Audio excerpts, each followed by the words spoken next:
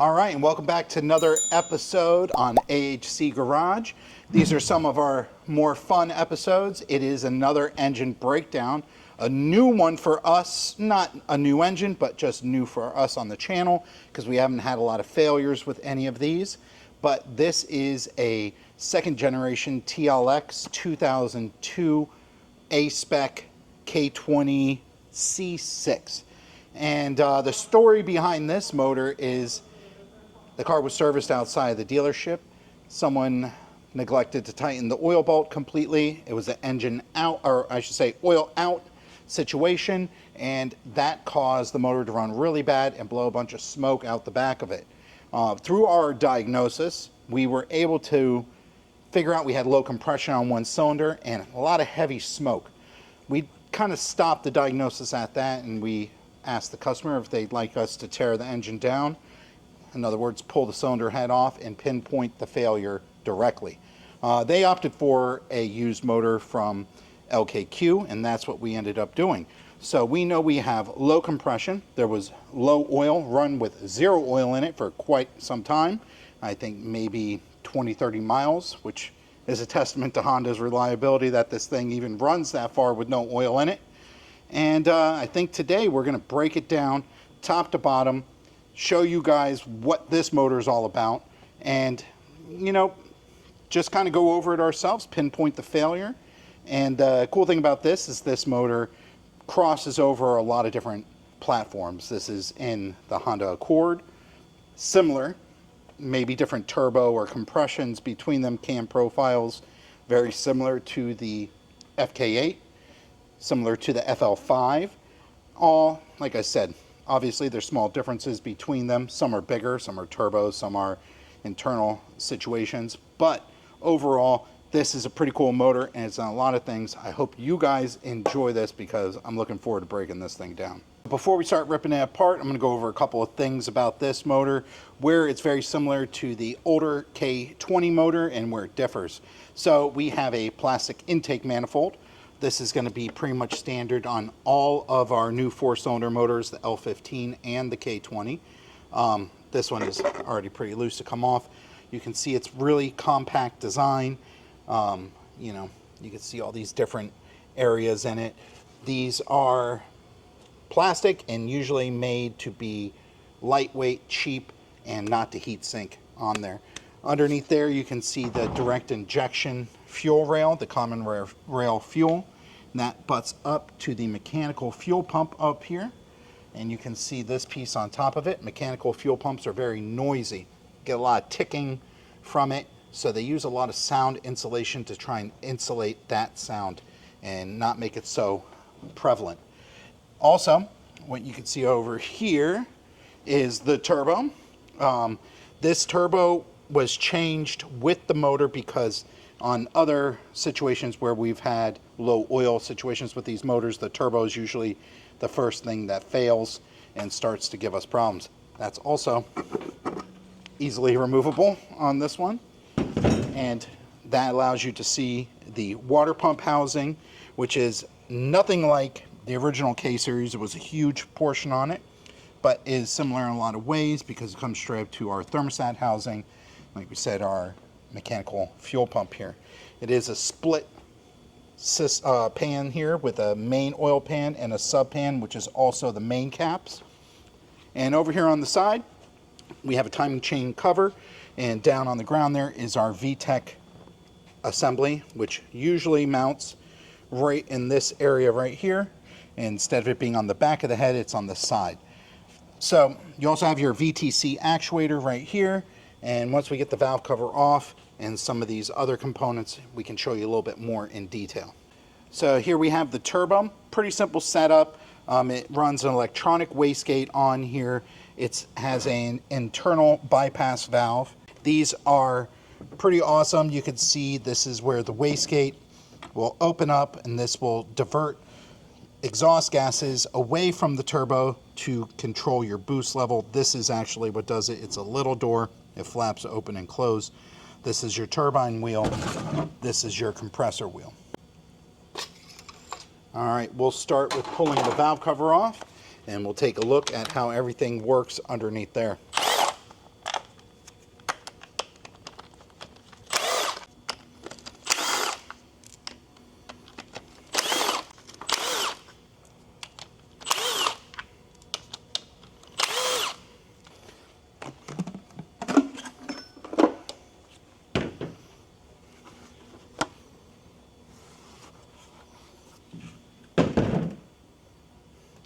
All right, so underneath here, you can see how this is set up. As you see here, we have one single lobe on our, well, that's the intake side there, and we have the VTEC that is only on the exhaust side, which is totally different from how a lot of our other motors work, but overall, this is the setup. We have two adjustable VTC actuators. These cam gears will advance and retard. Normally, they only work on one. This one has two. This will help maintain optimal fuel and timing overlap, cam overlap, stuff like that. A lot of these cars, you'll see, they no longer have a physical EGR valve because they use the cam gears to create a exhaust recirculation effect within the cylinder. So that's pretty neat.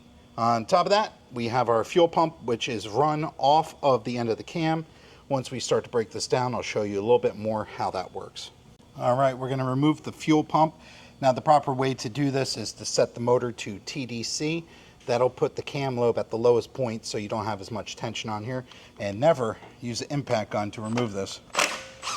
So why are you doing this? Because none of these parts will ever be used again.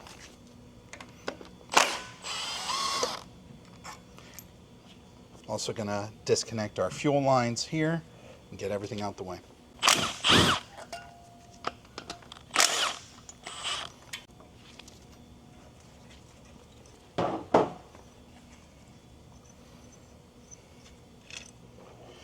All right, so as we take this off, you can see it's pretty simple. It's just a spring on a plunger. Now that runs off of the cam lobe.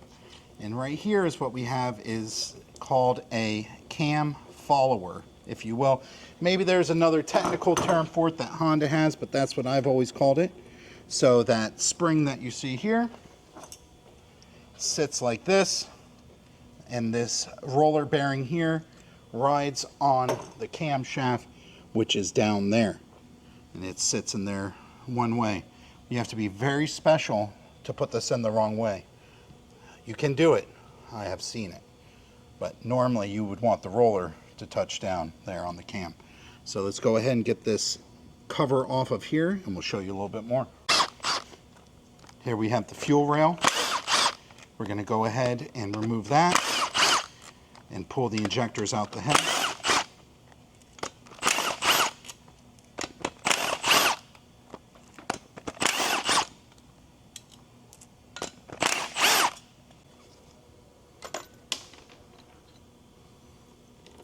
All right, we got almost all of them out. So this is a direct injection injector. You see it goes down here and it fires through the head directly into the combustion chamber instead of port injection. Port injections when it sprays here into the intake port. Now, almost all of our cars now run direct injection. Most cars do. It is the most effective and efficient way to get the fuel into the cylinder. Now, if you see on here, this is the actual head of the injector. You can't really tell too much, but there's a bunch of super tiny holes, and that's what actually disperses and atomizes the fuel. But you see this one right here with that heavy carbon buildup on it? That right there is what causes you to have misfires, and the injectors will need to be cleaned eventually because of this. There's nothing you can really do through your fuel. You can clean up some of this through additives in there, but once the carbon buildup gets to a certain point, these have to be removed and they have to be cleaned or replaced. All right, let's keep going.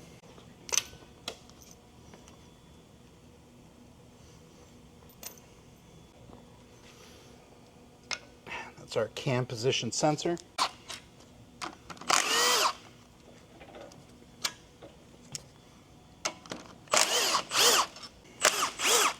We have an intake cam position sensor, and we have an exhaust cam position sensor. These are used in conjunction with the VTC adjustable cam gears to determine their exact location, so when it's advancing and retarding timing on each cam, it knows exactly where it's at.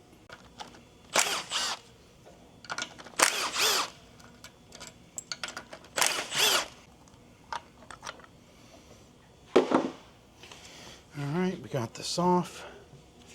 think we got a good place to pry right here. We have all the bolts out. We'll go ahead and split this cap. There you go. So now what you have here is the trigger wheel for the cam position sensor. And this is on your intake, and this one's on your exhaust. Interesting thing about these is they are not a actual molded part of or cast part of the cam. They are press fit on. We have seen certain instances where, depending on high horsepower or over revving, and just in general, this can shift on the actual cam and we have to replace the cam. Those are some things that we have seen here on some of these motors. We're going to take the thermostat housing coolant neck off of the head. I just got some bolts holding this on.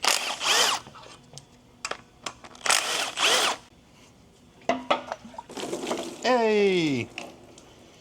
We could pull this off without removing the water pump from the water pump housing, but we're going to go ahead and do it separate so we can take a look at it.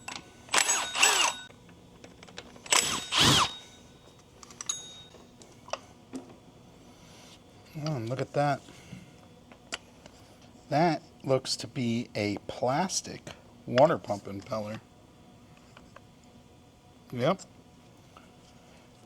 We have our AC compressor bracket here. Zip that off. Housing assembly right here.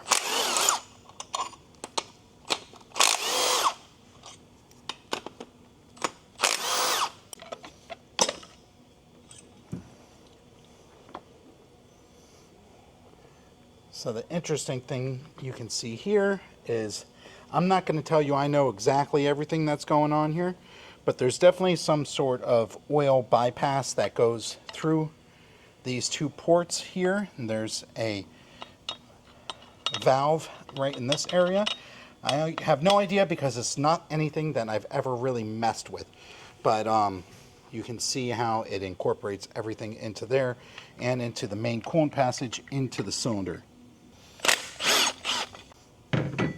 All right, since we have two VTC actuators, this is the actuator solenoid. This is actually what controls the movement of this cam, and this one here controls the movement of this cam. And what you can see right here, this is the filter that it runs through before it goes to there. I'll show you what that looks like. These are prone to leaking. So as you can see, it comes in through one port and goes out through the other. This is a screen/strainer. And you can see another strainer on here. And depending on the position of this solenoid, it moves in and out. It determines whether it advances or retards this actuator.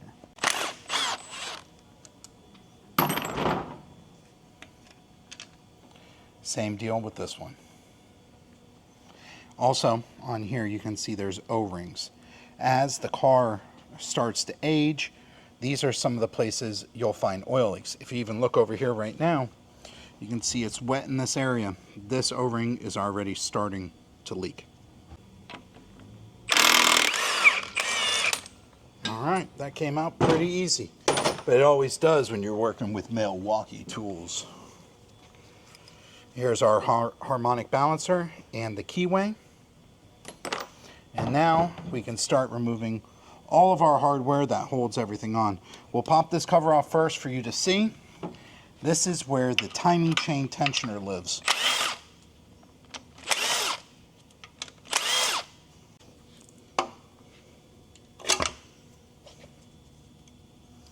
There she is.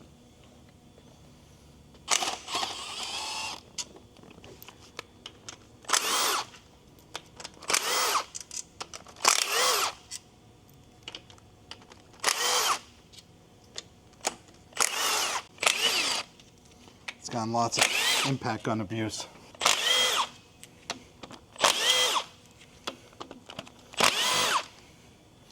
Alright, I think that is all of the bolts. We have a nice little pry point right here. See, built into the cover.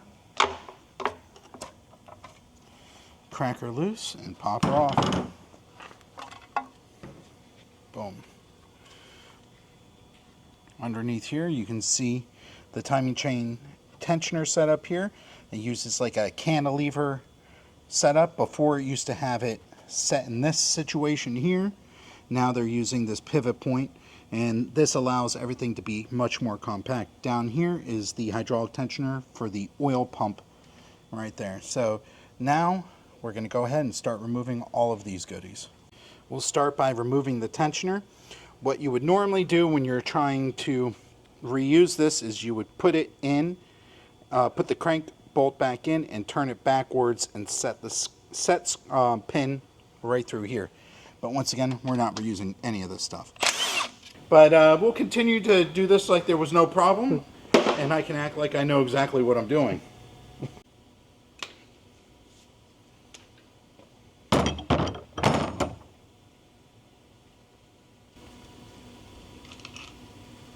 These are the chain guides. They are sold in these pieces with the aluminum and the plastic on here. You'll start to get wear on very high mileage cars with this, or high performance cars with lots of heavy revving. There's one here as well, and one up at the top.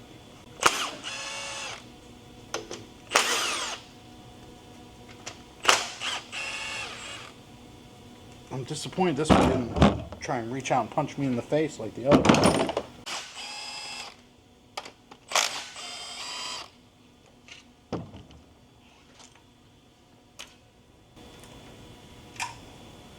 There's our timing chain.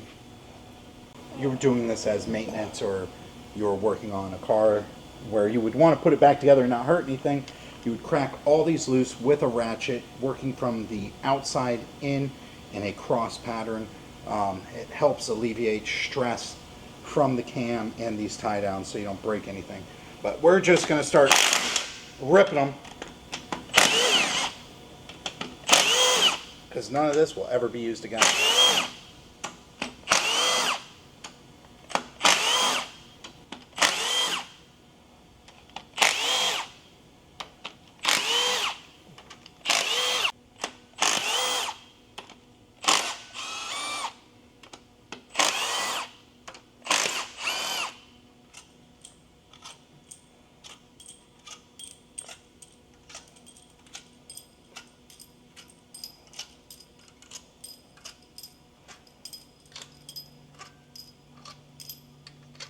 All right, so we have individual cam caps here that hold everything together, and we're just giving them a little whack because they're all set on dowels so that everything fits real good. Now, one thing I can say is this is where I would expect to see some damage due to low oil in the motor. But so far I don't see too much. How I mentioned the oil comes from the VTC actuator and adjusts the cam. Well, it does it through these two ports right here. It supplies oil to either this one or this one in order to advance and retard, or maybe it supplies them to both depending on what it needs, but at a certain rate in order to do that. We have some wear here, but this is just standard cam wear. The nice thing about these heads is they all run a roller setup wherever the cam contacts. It's not like the old school B series where it just rides metal to metal. It actually has a roller setup, a lot like the K series. It is a K series. But there we go, and there's probably a whole bunch of oil in this thing. Yes, sir. What'd you call that, Mike? The old chopstick method? Old chopstick method right there. I'm very proficient in the use of chopsticks. Pretty good, as they say, pretty good for a white guy. That's what I tell myself.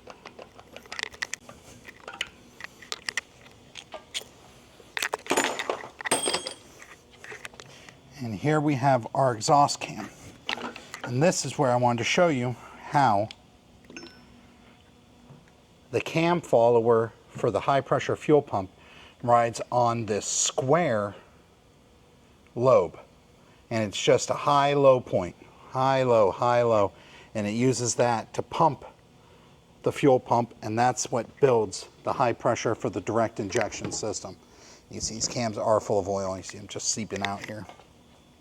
So here on the intake side, like I was saying, it's only a single lobe cam, but it's still running 2 valves, and it uses this system right here with a roller to push these. So when you do the valve adjustment, you got to adjust both of these and make sure you do it properly so that you don't have any issues with one hanging open or not opening the right way. You can see that there. And over here, pretty interesting, normally everything always pivoted from the inside out. These pivot the opposite way, but the VTEC system still works the same way. You can see right here, I have a piston that comes out, and when oil pressure is applied, it pushes this piston out into this piston and locks all 3 of these together, therefore engaging the center lobe. Again, the way VTEC works on our cars is not really changed at all through all the time. So you can see here it's the same thing, and it uses underneath here a lost motion assembly, which is pretty easy to get out. This is what takes up the slack on the center lobe when VTEC is not engaged.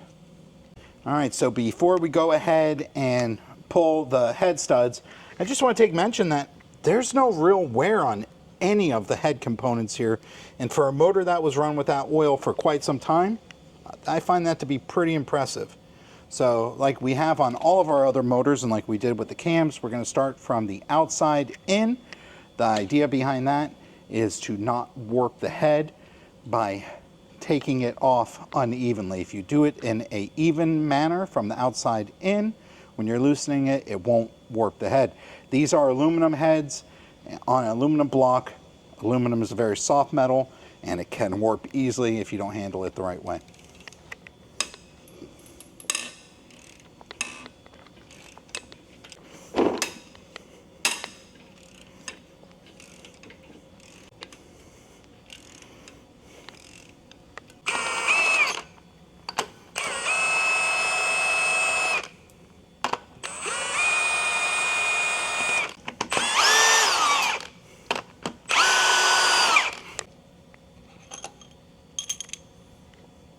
I don't know about getting that boy out. Boom.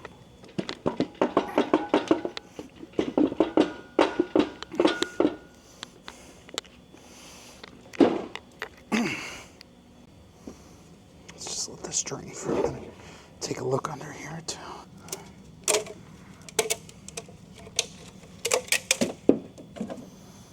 So if I'm not mistaken, this was the cylinder we had low compression in.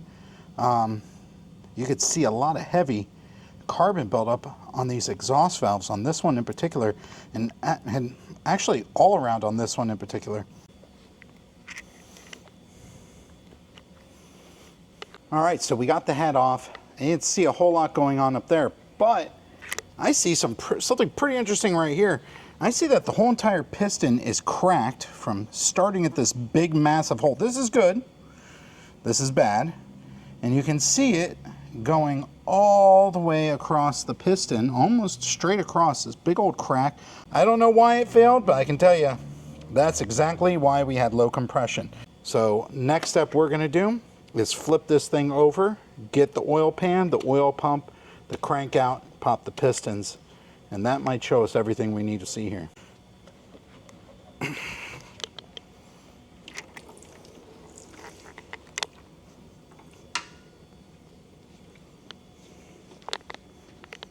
All right, now that we got flipped over, there's something else I want to show you. Normally, not normally, I should say, but on most cars, there is a separate oil filter housing or pickup. In this car, it is integrated into the oil pan. And we're going to pop the oil pan off and show you exactly where it goes from here directly into the oil pump.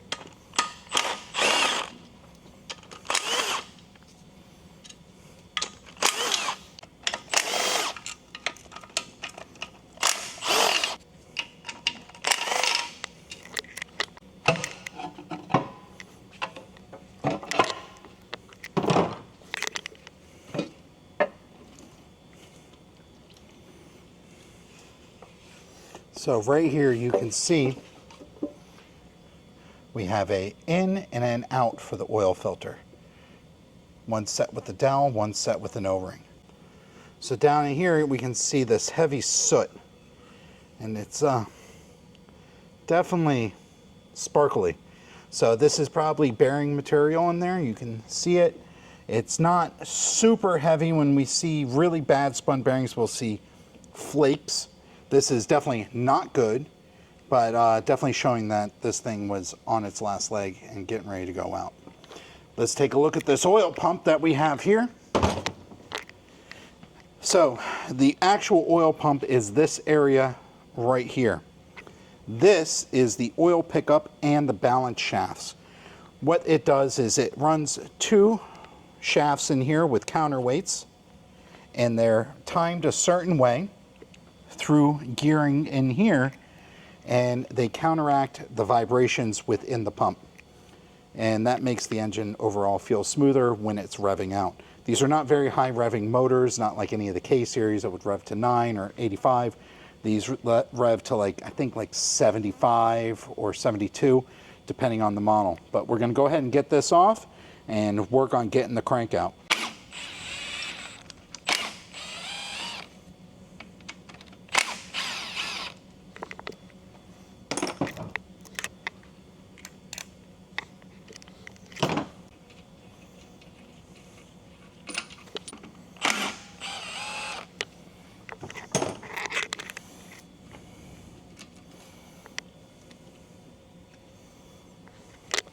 You can see this thing's already, it's pumping oil right now. I'm going to turn this back so we can drain more of this oil out so we don't make as much of a mess.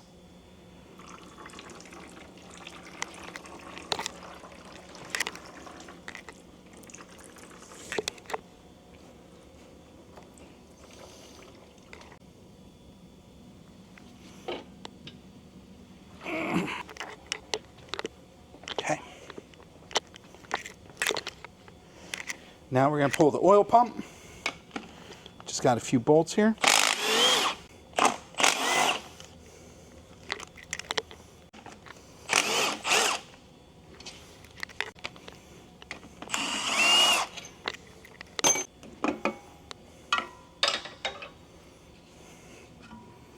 There's our oil pump, and here you can see the actual balance shafts. Counterweights that spin, and this right here is, you can see it's like a drive shaft link keyway, where the oil pump, like I said, this is only the oil pump right here, and that's how it's geared together so that the whole thing spins.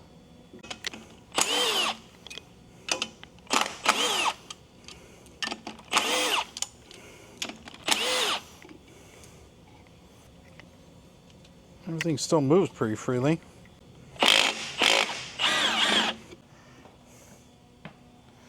Alright, so we can see here, we'll go ahead and spray it off with a little brake cleaner. So these are starting to wear, but in all reality, this isn't that bad. We see some gold. This is passable. It's not great. It's, like I said, starting to show the wear, but that's not a complete failure yet. Let's keep digging and see what else we got. So this is the top bearing. Let me keep it a little wet. It's a little easier to see what's going on. And you can see it has worn down past some of the coating. It still hasn't gone all the way, but that is pretty excessive. You're going to see more wear on the top bearing than you are on the bottom. This piston here, which this one is cylinder number 4, is not in horrible shape. Everything looks pretty decent, but I will say on our oil ring right here, the scraper ring, it is pretty full of carbon. I think this car was running pretty low quality gas, and they could have probably ran out of gas a few times just looking at it, but skirt wear is perfect. That is what we expect to see out of these, and so far, not horribly bad.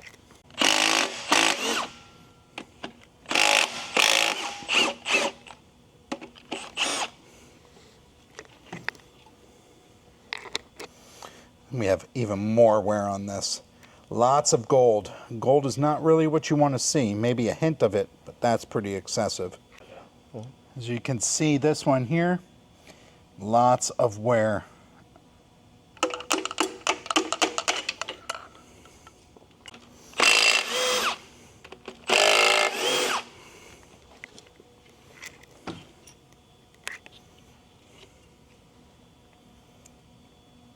All the wear seems to be pretty normal across, I should say consistent is what I'm saying.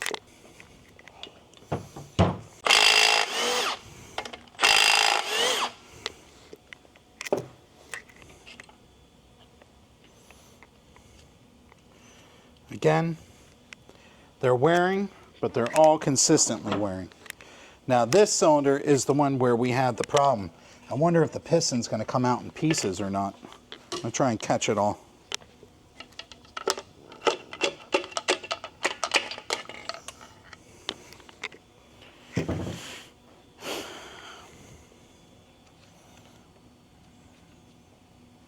Yeah, I guess it didn't crack all the way, but it did crack across the top. Let me get some brake cleaner on this thing.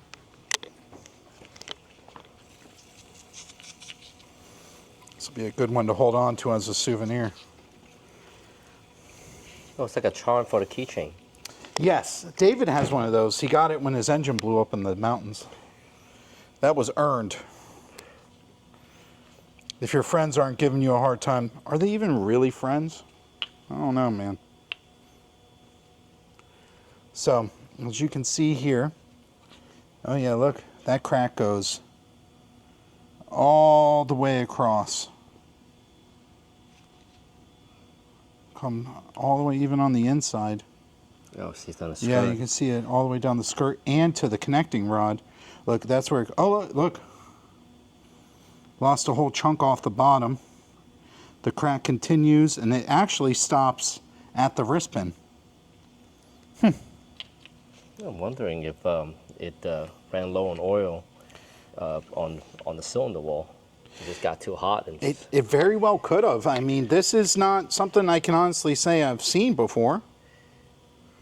Another thing I see that's pretty interesting is look at that hole in the piston.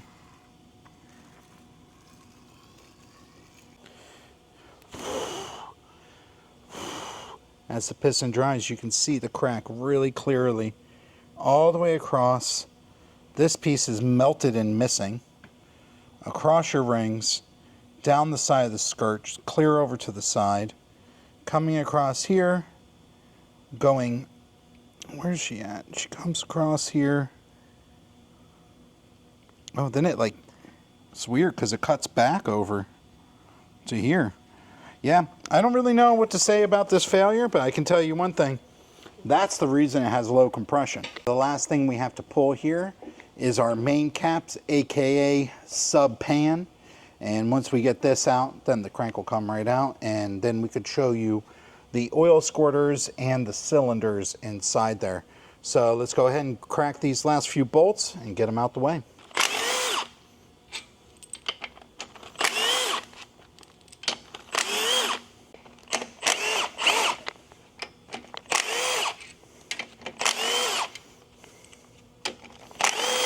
Alright, so here's our CKP or crank position sensor, and you can see how close it lines up to the CKP trigger wheel. So this works in a pretty interesting way. So this is what I want to show you. So this is where it's going to be its brake, and that means it resets at here when it reads its gets its readings. So this is a magnet, and every time one of these goes past it, it closes it and gives you like on off, a 1 and a 0, right? Open and close.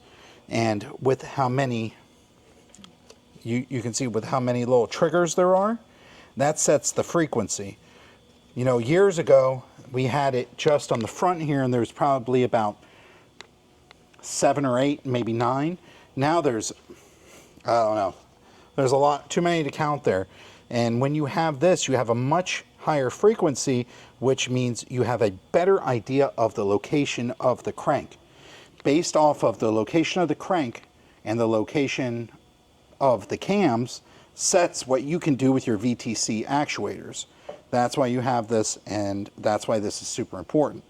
Now, you have to make sure these aren't bent or damaged when installing and handling them, because that can throw a fault, because if one of these is not in the same exact spot, it may give it this trigger, which is the reset open on it. All right, we got to crack these 14s, then the sub pan's off, then the crank's out.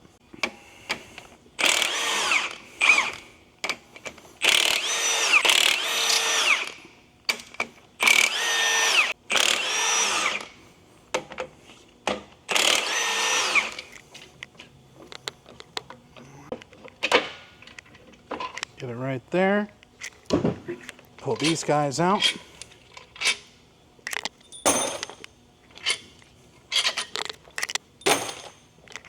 Now let's pull this sub pan. This will hold our thrust washers, main bearings, and all that good stuff. So here you can see our main bearings. Look at this main bearing right there. That one's got a little bit of wear on it. Actually, it's got a groove that catches your nail. This one as well. This one doesn't catch as hard. This is what you would normally see, just light wear. But that right there, that's not nice. Something else that's pretty interesting about this, you can see these two different color metals here. This is actually steel that's set into the aluminum for the actual part of the cap. That's pretty interesting. She spins over pretty easy, huh? All right, here's the thrust washers. We'll see those once we pull it out. They might just fall down. And here's our crank. Pretty small. See how small the counterweights are on this thing? Normally our K series and our B series have these big, fat, beefy counterweights, but also look at these tiny counterweights that are on here too. This is pretty interesting. Haven't really seen a crank like this. Pretty small, pretty compact. Now when we come back over here and we look at the bottom end, we can see the oil squirters here. These are squirting oil onto the bottom of the piston in order to cool it. What we have right here is our thrust washers. What this does is you have bearings here, but these washers stop the crank from moving side to side. Now, when you have a real heavy-duty clutch on a car, these are what get damaged and cause something called crank walk. And once that starts happening, you have issues with clutch engagement and obviously a bunch of other things. But for now, this seems to be broke down pretty much all the way.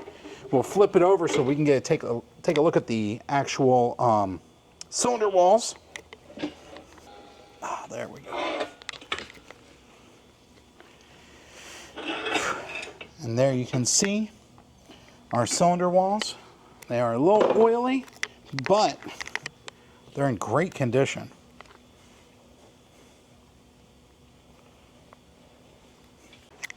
You can see the area where the piston melted and chipped away. You can see that wear on the cylinder in that in particular spot. That's pretty interesting there. All right, so we broke down a new K20C C6 from a 2022 TLX A-Spec. It is a 2-liter turbo motor, and this is what most of our cars are coming equipped with now, such as our RDX and our TLX. And you know, it's a pretty great motor. Our reliability has been really good on them, especially when there's oil inside the motor. They tend to last forever when they have the oil in them. So we saw a pretty cool failure. We saw the piston cracked almost all the way across, but the engine still ran. I must say, we work on Hondas, all of us here, for many years, and it's always amazing to see how these things will continue to run with a cracked piston, no oil in them. The reliability on these is pretty great. You know, every motor has their issues, and not every motor is the same, but overall, pretty awesome. So we're gonna boil it down to the failure being the lack of oil, probably caused a lack of lubrication in a few places. We saw the wear on the rods, we saw the wear on the bearings in the crank. So I think that contributed to this failure, causing the piston to overheat and crack. But for now, I hope you guys enjoyed this because I really enjoy taking these apart. The whole reason I got into this field is to take engines apart. It's what interests me, keeps things going. I hope you guys were interested in it and like it. If you have any other questions, let us know. We're here to answer. We're also learning because we haven't taken these apart. The only other one I've had training on at the manufacturer is the L15, and I'm waiting for one of those things to break so we can break that down for you. Unfortunately for us on this side, they're extremely reliable for Acura. We haven't had one head gasket failure here at the dealership. We really have had nothing but clutch failures, and that's only from driver error. Other than that, all of our motors seem to be super reliable as long as you keep up on your maintenance. If you guys enjoyed this, be sure to check in and tune in on our next ones. Drop us some comments. Share this with your friends. Let them know that you liked it. Help us bring you more content. Thank you guys for watching. If you got any other suggestions, drop it in the comments.